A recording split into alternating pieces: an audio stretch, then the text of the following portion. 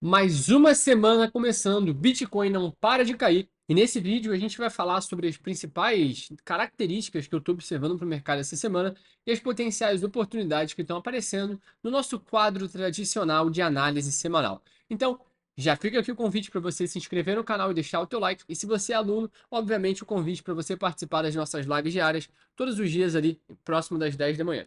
Então, você está vendo agora a minha tela e aqui compartilho a minha análise com vocês, principalmente agora falando do mercado de cripto, né? Que é o mercado inicial que a gente vai falar nessa análise aqui de hoje. Vocês estão percebendo que eu estou aqui com a roupa de treino, eu terminei de treinar agora. E eu sempre gosto de treinar na noite de domingo, que eu sinto que eu já começo a semana na frente, tá?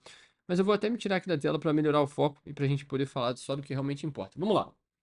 Essa semana, o Bitcoin volatilizou muito, tá? Isso por diversas narrativas tomando conta do mercado. E aquela narrativa do Trump, aí reserva estratégica de Bitcoin. Uma hora o Trump fala bem do Bitcoin, outra hora, de fato, ele demonstra certo desprezo e o mercado cripto acaba sentindo tudo isso. É importante a gente lembrar que o Trump, ele tem por histórico da vida pessoal dele ser um cara muito polêmico. Inclusive, eu passei hoje um tempo assistindo um documentário na Amazon, que é um documentário dos anos 2000, então tem uma qualidade audiovisual um pouco inferior, mas vale a pena você ver, que é um documentário que fala um pouco mais sobre a vida dele. Ele é um cara conhecido por umas polêmicas bem bizarras, tipo manipular mercado e essas coisas. Isso, inclusive, justifica ele ter manipulado o mercado aí com essa meme coin chamada Trump, que gerou bilhões e bilhões de dólares de um dia para o outro, e muita gente perdeu dinheiro. Inclusive, eu conheço várias pessoas que botaram uma grana e perderam uma grana com isso, porque, como eu sempre falo, meme coin, a maior parte das vezes é furada. E aqui no Bitcoin, no gráfico semanal, a gente vê essa manipulação muito característica, tá? Eu até tinha desenhado uma compra com vocês, que eu acabei antecipando o lançamento, né, da reserva estratégica de Bitcoin. Eu desenhei uma compra que a gente não conseguiu executar. E agora, a gente tem que entender que o mercado ele se move em ciclos. Houve essa pernada de alta, e é natural que depois da pernada de alta, o mercado mitiga essa movimentação e devolva parte do movimento. Isso é natural. Então, se você vê algum guru ou alguma matéria dizendo que o Bitcoin despencou, fazendo uma queda de mais de 26% em 50 dias, ou seja, em quase 3 meses, em 2 meses, na verdade, essa pessoa é desonesta, porque ela está olhando só uma pequena movimentação. É como se você estivesse olhando por um cisco que caiu no olho de uma pessoa, mas o olho é gigante, então o olho não é só aquele cílio que caiu ali. E a mesma coisa se assemelha no Bitcoin. Então, a gente, numa visão macro, ainda está num viés comprador, só que no gráfico semanal a gente já vê essa reação esboçando muito mais forte do que eu pensava, e agora a gente vê aí renovando mínimas, e provavelmente a gente deve desenhar até regiões inferiores. Aqui eu tenho uma análise desenhada já de outras semanas. A gente divide o mercado em duas zonas. P, que é de 50% para cima, que é a zona de prêmio, ou seja, aqui eu assumo que é a zona onde a gente vai priorizar por vendas, caso eu acredite em uma possível reversão. E embaixo a gente tem a zona de desconto, onde eu priorizaria por compras. Então, se nosso viés é comprador, pelo menos no tempo gráfico semanal, o meu papel aqui é procurar por entradas. A entrada principal tem que ser sempre abaixo dos 50%, porque a gente tem que estar na zona de desconto. E daí eu tinha uma entrada aqui nos 50%, que eu até desenhei uma compra, que provavelmente até teria atingido o alvo. E as outras duas entradas estão nessas mínimas aqui. E eu não vou sair entrando caso o preço toque aqui. Eu quero ver uma movimentação de manipulação para depois gerar uma reação compradora. Então, num sentido mais macro, eu espero o preço tocar nessas duas regiões possíveis de reversão, plausíveis também de preço reagir, para a gente conseguir alguma coisa. Já nos tempos gráficos menores, a gente tem que entender que a maior probabilidade é o preço continuar o movimento principal, que nesse tempo gráfico é vendedor, isso é fato. Então, o nosso objetivo aqui deveria ser traçar prêmio de desconto com essa referência e procurar por vendas acima dos 50%, ou seja, por vendas aqui em cima. Então, de qualquer forma, a gente precisa esperar o mercado fazer o que a gente chama de acumulação. O mercado move em três fases: acumulação, manipulação e distribuição. Agora o mercado está distribuindo para baixo. Você percebe que aqui a gente estava acumulando, manipulou embaixo, manipulou em cima, e continua manipulando para todos os lados para capturar o máximo de liquidez possível e fazer as induções. E agora ele está distribuindo para baixo. Eu não operei nada de Bitcoin nas últimas semanas justamente por isso. Eu estava muito inseguro e acho que um acerto muito grande meu de ficar de fora, tá? É uma sabedoria que poucas pessoas conseguem ter. Eu não estou falando isso aqui para falar que eu sou perfeito, não. Muito pelo contrário. Mas essa maldade, digamos assim, essa malandragem você só desenvolve com o tempo. Falado de Bitcoin, ou seja, com a visão do Bitcoin pré-estabelecida, só dando uma pincelada aqui em outros mercados, como o Ethereum, que vem renovando mínimas. Eu sempre gosto de olhar também o Ethereum pareado com o Bitcoin, porque é sempre um par que é interessante da gente acompanhar. A gente vê que o Ethereum até esboça uma reação compradora, mas nada relevante. Então o mercado cripto vive em um cenário um pouco apocalíptico, mas a gente sabe que isso é temporário. principalmente no Bitcoin, porque a gente percebe, inclusive, que toda aquela narrativa que o pessoal formulava, né, de que as altcoins são basicamente seguem o conceito, né, das small caps, né? O que que é o conceito de uma small cap no mercado financeiro?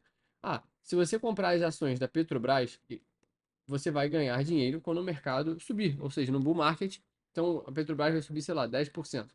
E uma small cap, por ela ter mais alavancagem e mais volatilidade de acordo com a taxa de juros, afinal, um bull market geralmente se associa com a taxa de juros caindo e o custo de capital de uma empresa menor, né, digamos uma TOTUS da vida, ou até a empresa, a Senior Solution, né, que virou Sinqia, ou outras empresas, né, como a Melius, que era Cash 3, a gente sabe que essas empresas, elas volatilizavam muito mais, mas quando o mercado subia, elas subiam muito mais. Tanto que a gente viu aí empresas darem 100, 200, 300%. Por quê? Isso se deve a um grau de alavancagem operacional um pouco maior do que os demais. E essa dinâmica funciona muito no mercado da Bolsa de Valores. E muita gente tentava fazer uma paridade, né, uma analogia para o mercado cripto, querendo trazer a ideia de que como o Bitcoin é o ativo mais consolidado, as altcoins tendiam a subir mais. E a gente viu que esse fenômeno não se provou verdadeiro.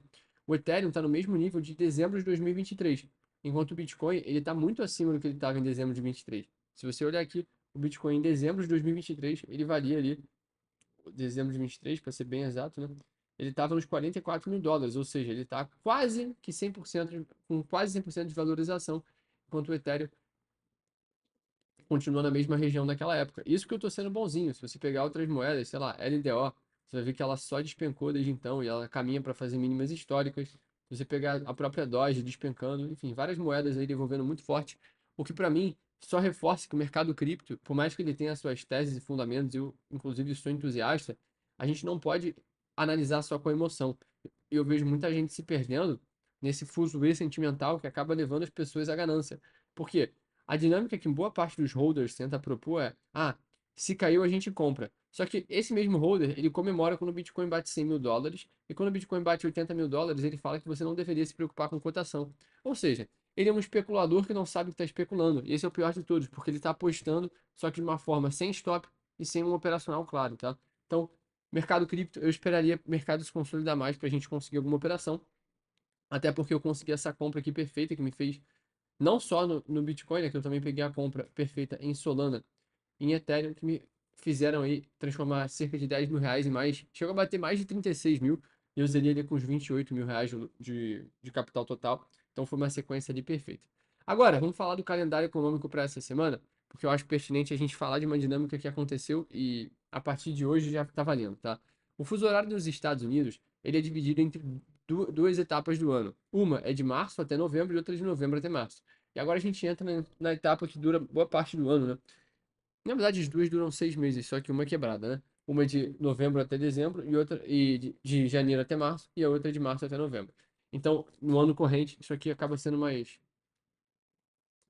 uma janela de tempo maior do que a outra, tá? Então, a partir de amanhã, na verdade, a partir de hoje, o nosso fuso horário, ele tem apenas 1 hora de diferença para o horário de Nova York. E a gente sabe que a gente opera day trade no mercado de Forex, no mercado de futuros americanos, sempre olhando o horário de Nova York.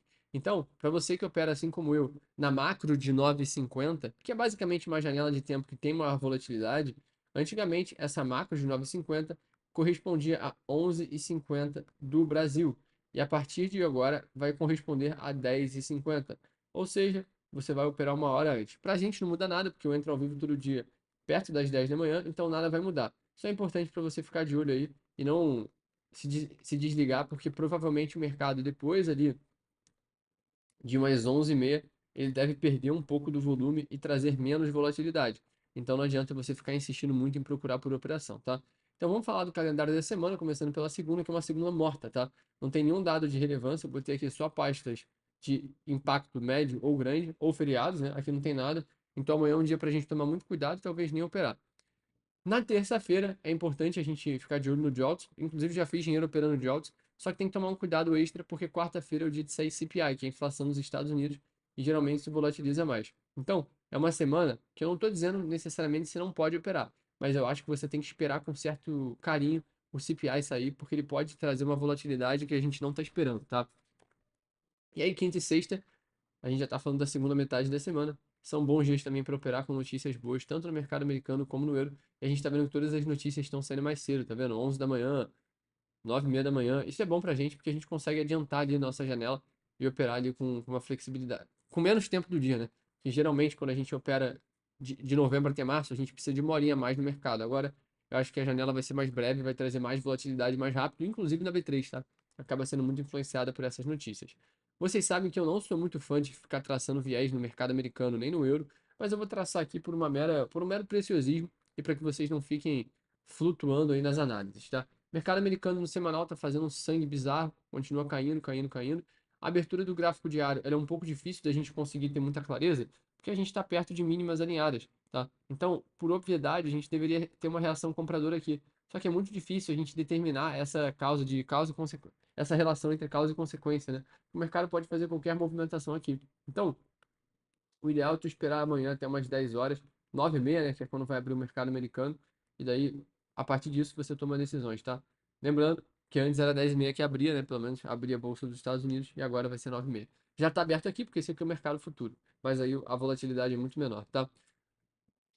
Agora vamos falar do euro, que na última semana subiu e subiu sem parar, o que impediu a gente de conseguir boas operações. Eu operei 3 vezes no euro, tomei 3 stops, acho que foram 3 vendas, inclusive. O único dia que eu acertei a leitura foi o dia que saiu a inflação de lá e eu não operei. Semana passada eu fiz US$ 5.000 no mercado americano e perdi uns 1.000 aqui no euro, tá?